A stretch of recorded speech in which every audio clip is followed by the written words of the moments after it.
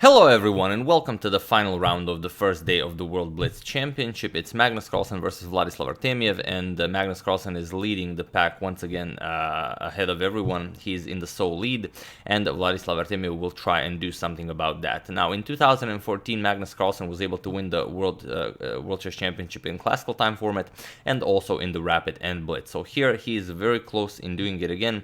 He is the World Chess Champion in classical time format. He just won the World Rapid Championship, and now he's leading in the World Blitz Championship. So let's see how he deals with the young Russian Grandmaster Vladislav Artemiev. And we will have a very exciting opening, the Gruenfeld defense. We have d4, knight to f6, c4 by Magnus, we have g6, knight to c3, and d5. The Gruenfeld is on the board, c captures, knight captures, and now e4 going into the main line, knight captures, b captures, and bishop to g7. Bishop to c4 by Magnus, we have c5 striking in the center, and now comes knight to e2, adding another defender to the center, knight to c6, attacking the center once again and defending with bishop to e3.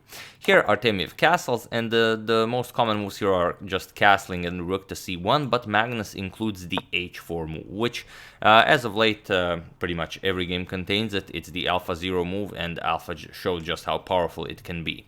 So h4, and here Artemiev started spending some time to decide whether this was important for the position, as in 2019 this move has not been played.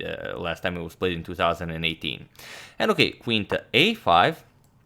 Now putting pressure on the c3 pawn, preparing captures here, but Magnus just castles. And interestingly, rook to c1 and king to f1 are known moves here, but castles is a new move in this position, with the inclusion, of course, of h4. So it is as of move 11 that we have a completely new game. So Artemiev continues, bishop to d7, and now rook to b1, as the b7 pawn is no longer guarded. And now while you can defend it with b6, it's very difficult to imagine this queen getting out. The bishop slices this way. Everything is protected. The queen guards this, pawn guards this. This queen is pretty much stuck here. So Artemiev prefers to bring it back. Queen to c7, and now h5. So c captures on d4, Magnus recaptures, and rook 8 to d8, and now just h6, pushing the bishop back. We reach the position from the thumbnail, and the alpha 0 pawn has reached its destination. Bishop back to h8, and now a beautiful move by Magnus. He wants to get the queen away from the d file, as the rook occupies it also. He plays queen to c1, and the d4 pawn is still nicely protected by the bishop and by the knight, but there are also some tactics here. For example, if you move the knight, bishop captures on f7, wins the queen already. So here Artemiev doesn't like his position. He goes back, rook to c8, which is a shame, since he last move he played it to d8. Now he returns it, and well, this rook should stay here guarding the f7 pawn for now.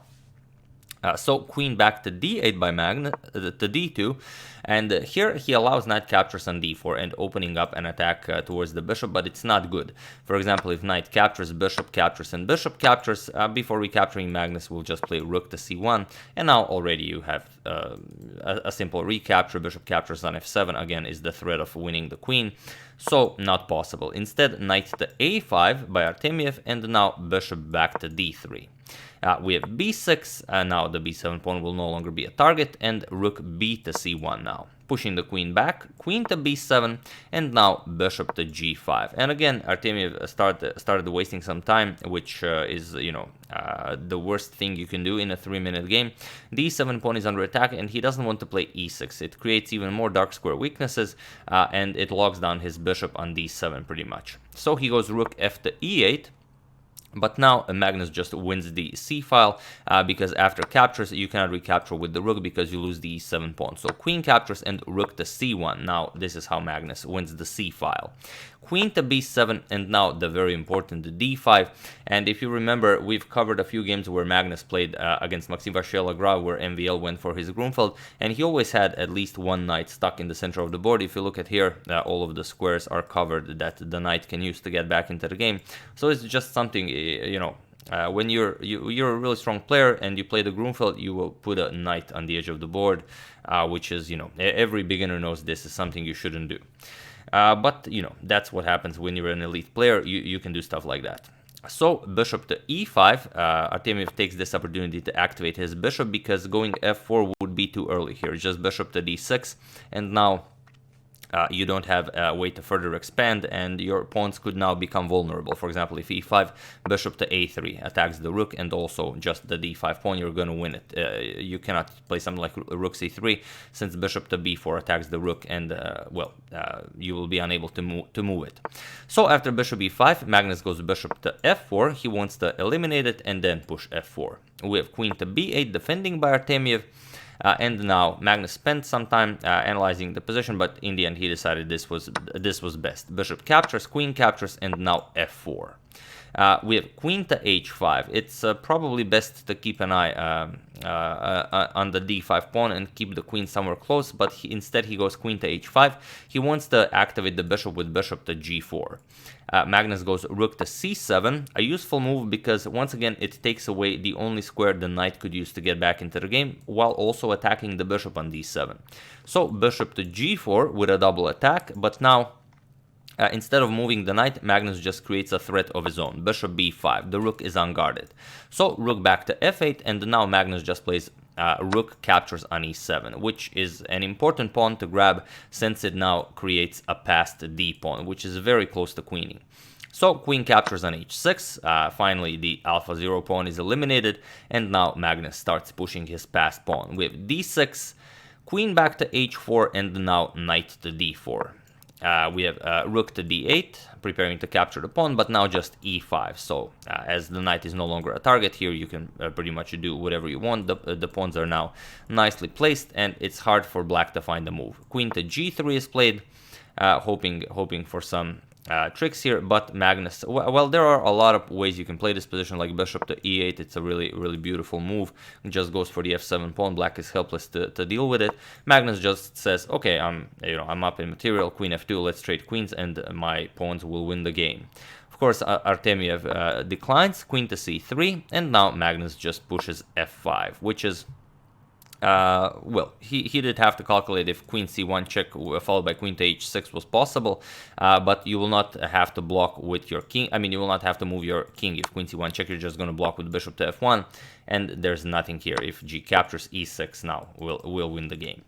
So g captures on f5 is played. Magnus goes knight captures on f5, bishop captures, and queen captures on f5. We have queen to d4 with check, and Magnus just blocks queen to f2.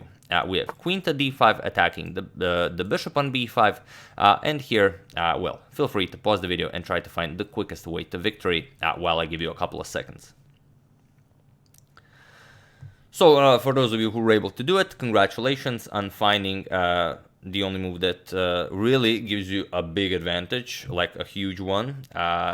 So for those of you who just want to enjoy the show, you have a passed pawn, you have to push it. The point being that, yes, you cannot capture because of queen captures on f7 followed by queen g7 or h7 mate, and you already have the threat of just rook e8 check, picking up the rook, because if the rook is captured, then you bring another queen into the game.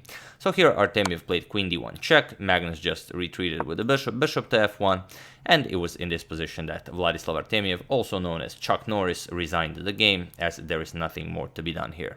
After the rook moves, like you could go rook f8, doesn't really do anything to prevent this to come with check, but now again any move wins. You can just play rook e8 wins, queen g3 check wins, everything is just winning. You can go here now, rook e8 threatens mate in one, so not much you can do here. So yeah, after this queen to d1 check and bishop to f1, Artemiev resigned, and Magnus keeps his lead, and this is the end of day 1 of the World Blitz Championship. We're going to show at least one more game tomorrow before the start of day 2, so I'm going to go through all of your hashtag suggestions to look for the best games, which is usually the one with the most hashtag suggestions, and we're going to show it and also discuss the standings and what everyone else did in the championship, as there are so many games played. Well, it's impossible to cover all of them. So yeah, that's the game. I do hope you enjoyed it. I would like to thank Dalibor Yaklin and Kate Long for a contribution to my channel. Thank you a lot. I really appreciate it. As usual, you can check 2 of my previous videos here. Thank you all for watching, and I will see you soon, continuing the coverage of the World Blitz Championship for one more day. Checking up on your wonderful suggestions, and then we are continuing our next big saga. So thank you all. I will see you soon, and have an excellent rest of your day.